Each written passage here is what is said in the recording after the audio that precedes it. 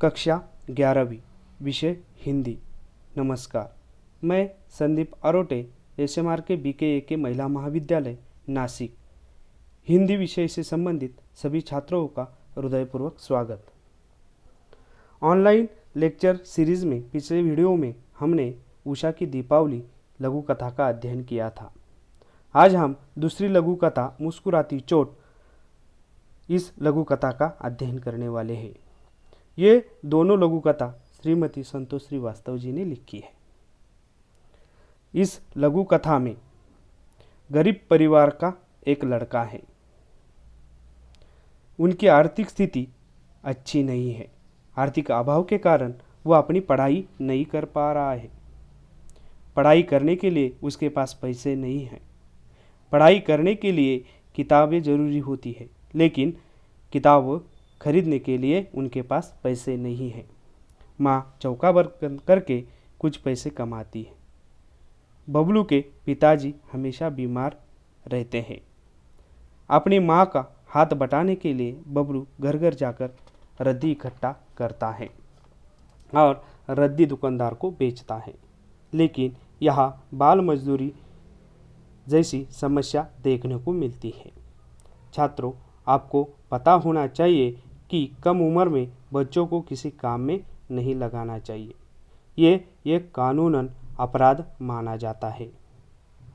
जैसे किसी दुकान, होटल, मॉल, खेती काम या कंपनियों में काम को बच्चों को लगाया जाता है। इस जगह पर बच्चों को काम में नहीं लेना चाहिए या नहीं लिया जाता है। लेने पर यह अपराध माना जाता है। इस लघु कथा के माध्यम से बाल मजदूरी जैसी समस्या को दर्शाया है। एक और हौसला बढ़ा देने वाली कथा लघु कथा है। इस लघु कथा में बाल मन की संवेदना, उसकी बाधाएं छोटी छोटी चोटों के माध्यम से देखने को मिलती है। अंत में मुस्कुराहट फैलने वाली सुखद बात पाठकों को लुभाती है। इस लघु कथा के माध्यम से देश में बढ़ रही अमीरी और गरीबी की खाई को मिटाने का प्रयास लेखक करते हैं और आशावाद को बढ़ाती सकारात्मक और संवेदनशील लघु कथा है। छात्रों, हम लघु कथा को विस्तार से देखते हैं। बबलू की घर की स्थिति। घर में बाबा बीमार थे। उनकी दवाई, राशन के लिए पैसे चाहिए थे।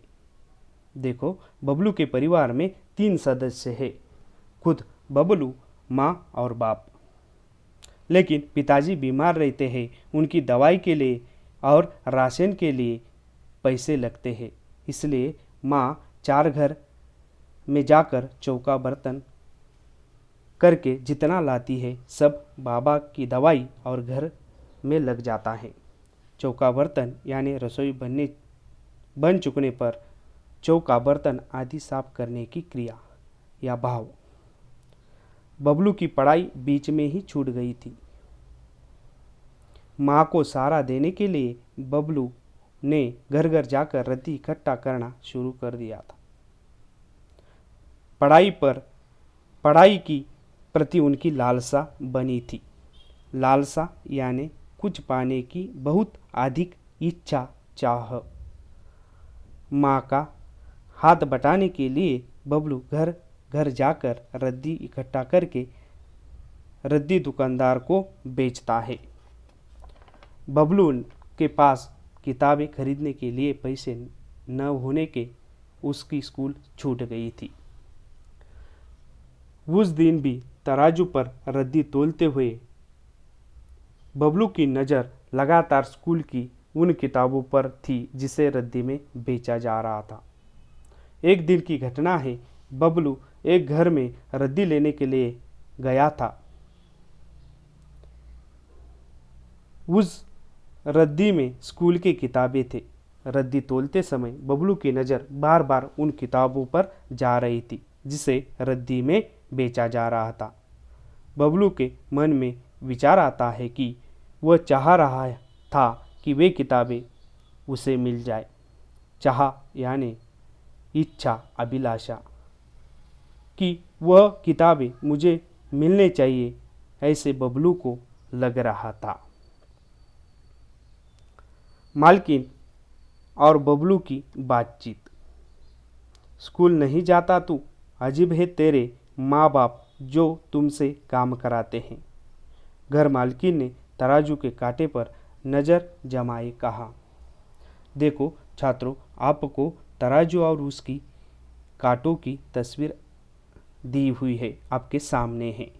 कांटा यानी लोहे के तराजू की डांडी में बीचों बीच लगी सुई। पहले इस तरह के तराजू होते थे जो इससे नापा जाता था, लेकिन आज इलेक्ट्रॉनिक तराजू आ गए हैं। घर मालकिन बबलू से पूछती है कि तू स्कूल नहीं जाता, अजीब है तेरे माँ बाप तुझे काम को लगाते हैं। और घर मालकिन की नज़र तराजू के कांटे पर है।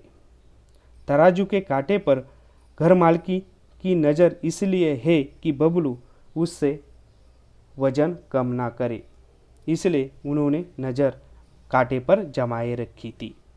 घर मालकिन और मालकिन की लड़की की बातचीत। तभी उनकी कॉलेज के लिए तैयार होती लड़की ने कहा, माँ, बाल मजदूरी तो अपराध है ना? हाँ बिल्कुल, पर अनपढ़ माँ बाप समझे तब ना। देखो छात्रों, यहाँ अनपढ़ शब्द का अर्थ होता है निरक्षर। घर मालकिन की लड़की ने अपनी माँ से कहा कि बाल मजदूरी अपराध है ना, और माँ उससे जवाब देती है कि बबलू के माँ बाप अनपढ़ है, निरक्षर है, उन्हें पता नहीं है बच्चों को काम में नहीं लगाना चाहिए। माँ बाप के बारे में घर मालकिन ने बोला तो यह सुनकर बबलू को बहुत बुरा लगा। उससे अपशब्द सहे नहीं गए। अपशब्द का अर्थ होता है गंदे शब्द, कड़वे शब्द। बबलू द्वारा पढ़ाई रुकने के कारण स्कूल बप्पा ने भेजा था। मेम साहब पर उसके पास किताबों के लिए पैसे न थे, इसलिए पढ़ाई रुक गई। बबलू की पढ़ाई पैसे न होने के कारण रुक गई थी। उनके पिताजी उन्हें स्कूल भेजना चाहते थे, लेकिन उनके पास पैसे नहीं थे। उनकी माँ अकेले ही काम करती थी, इसीलिए माँ का हाथ बटाने के लिए बबलू उसकी मदद करना चाहता है, अपनी माँ की मदद करना चाहता है। फिर से घर मालकिन और लड़की का वार्तालाप। माँ, इससे इन किताबों के पैसे मत लो, इसके काम आएगी, वो इनसे पढ़ाई कर लेगा।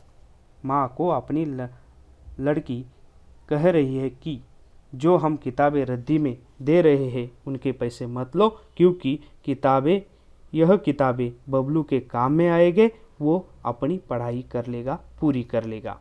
माँ कहती है कि कुछ नहीं होता, इससे हम फ्री में देंगे और यह रद्दी पेपर के मालिक से किताबों के पैसे ले चाट पकौड़ी में उड़ा देगा। इनके बस का नहीं है पढ़ना। उड़ा देना का अर्थ होता है खर्च कर देना, बर्बाद करना। माँ मना कर देती है अपनी लड़की से कि किताबें मुफ्त में देने से कुछ नहीं होता या कुछ नहीं होगा। लड़का इन किताबों के रद्दी वालों को बेच देगा और चाट पकौड़ी में उड़ा देगा, और इनके बस का नहीं है ये पढ़ना। ऐसी अपनी लड़की को घर मालकिन कहती है। बबलू को बहुत बुरा लगा और बबलू ने रद्दी के पैसे चुकाए और बोरा उठा सीधा घर पहुंचा। बबलू को बुरा इसलिए लगा कि उनकी पढ़ाई के प्रति लालसा बनी हुई थी और उन्हें पढ़ाई तो करनी ही थी, लेकिन मालकिन ने जो कुछ बोला वो बहुत बुरा था।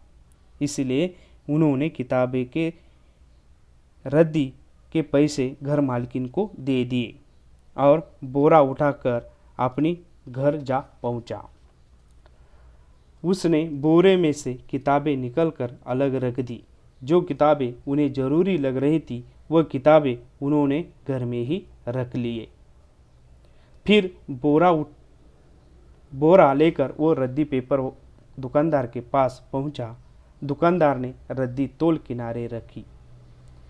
बबलू दुकानदार के पास बोरा लेकर जाता है तो दुकानदार वही रद्दी तोलता है और उसे एक किनारे रख देता है और दुकानदार बबलू को कहता है, पैसे तो बचे होंगे तेरे पास, जा सामने के ठेले से वड़ा पाव और चाय ले आ, फिर हिसाब कर।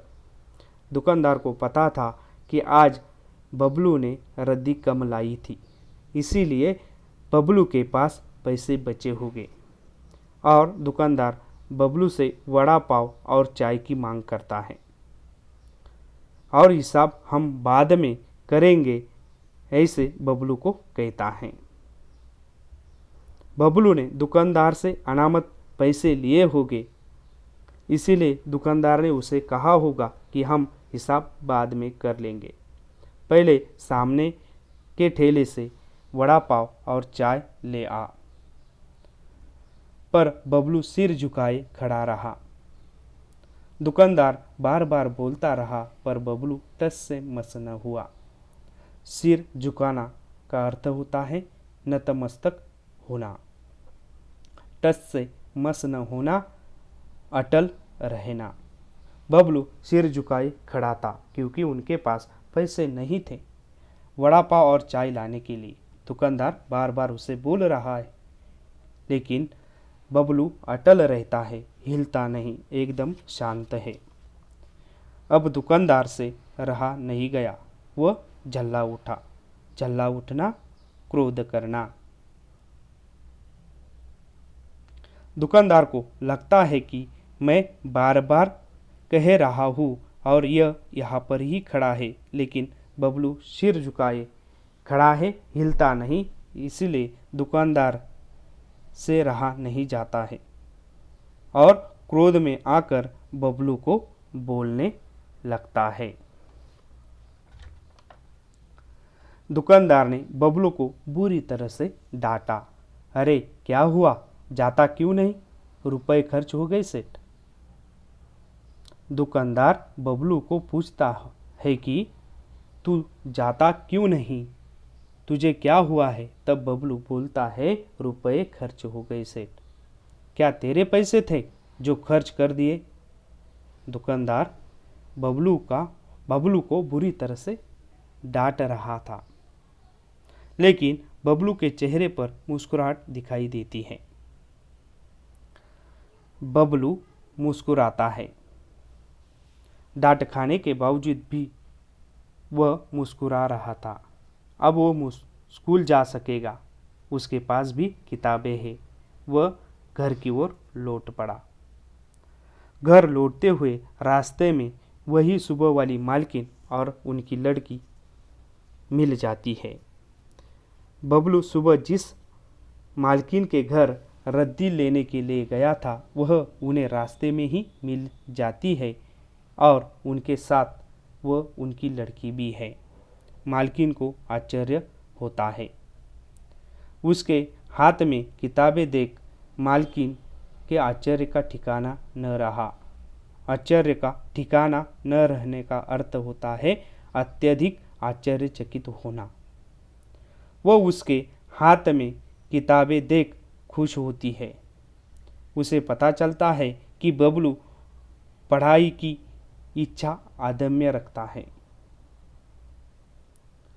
और उसे सुबह कहे हुए अपने अपशब्द याद आ गए और अपने शब्दों पर अपराध बोध हो गया। जो सुबह मालकिन बबलू को कुछ कड़वे शब्द बोली थी, अपशब्द बोली थी, उस पर उन्होंने अपराध बोध किया। अपराध बोध करना यानी किसी अनुचित काम को करने का ज्ञान होना। बबलू की पढ़ाई की प्रति लालसा को देखकर उसने निश्चय किया कि अब बबलू की आगे की पढ़ाई का खर्चा वही उठाएगी। पढ़ाई के प्रति बबलू की लगन देखकर वह उसकी आगे की पढ़ाई का पूरा खर्चा देने का निश्चय करती है। ऐसे भी समाज में कुछ लोग हैं कि बहुत बच्चों की पढ़ाई का खर्चा उठाते हैं, क्योंकि गरीब परिवार के लड़के परिस्थिति के कारण अपनी आगे की पढ़ाई नहीं कर पाते हैं। लेकिन समाज में ऐसे बहुत सारी संस्था है, लोग हैं, वो लोग गरीब बच्चों को सहारा देने का काम करती है। लेकिन उन्हें सहारा देने के लिए समाज में ऐसे ही लोग होते हैं जो पढ़ाई का खर्चा उठाते हैं। बबलू भी ऐसा लड़का है और बाद में बबलू की खुशी का ठिकाना न रहता है। खुशी का ठिकाना न रहना, बहुत आनंदित होना, खुश होना। बबलू को ऐसा लगता है कि मैं आगे की पढ़ाई कर सकूँगा, इसलिए उनसे खुशी का ठिकाना न रहा, बहुत खुश हुआ। इस प्रकार मुस्कुराती चोट लघु कथा के माध्यम से पैसे के अभाव के कारण एक बालक के पढ़ाई न कर पाने की मजबूरी और छोटे मोटे काम करके अपनी पढ़ाई जारी रखने का अथक प्रयास करते हुए सफल होने के बारे में बताया गया है कि एक तरह पैसे नहीं है इसीलिए पढ़ाई नहीं होती है, और दूसरी तरह पैसे होने पर भी पढ़ाई न करने वाले बच्चे हमें दिखाई देते हैं। लेकिन बबलू की जो लालसा है पढ़ाई की प्रति, वो बहुत ही सराहनीय है। इस तरह से इस लघु कथा का अध्ययन हमने देखा। तो इस लघु कथा में जो नए शब्द आए हैं, शब्दार्थ आए हैं, उसको हम देखते हैं। पहला शब्द है चौका बर्तन, अर्थात रसोई बन चुकने पर चौका या बर्तन। लालसा का अर्थ होता है कुछ पाने की बहुत अधिक इच्छा या चाह। चाहना, इच्छा या अभिलाषा करना। काटा यानी लोहे की तराजू की दांडी में बीचों बीच लगी सुई, जो हमने तस्वीर में देखी थी। पैसे उड़ाना, खर्च करना, बर्बाद करना। झल्ला उठना का अर्थ होता है क्रोध करना, झुलझाना। अपशब्द का अर्थ होता है गंदे शब्द, कड़वे शब्द। अपराध बोध करना का अर्थ होता है किसी अनुचित काम को करने का ज्ञान होना। इसी तरह से मुस्कुराती चोट इस लघु कथा का अध्ययन हमने आज देखा। धन्यवाद।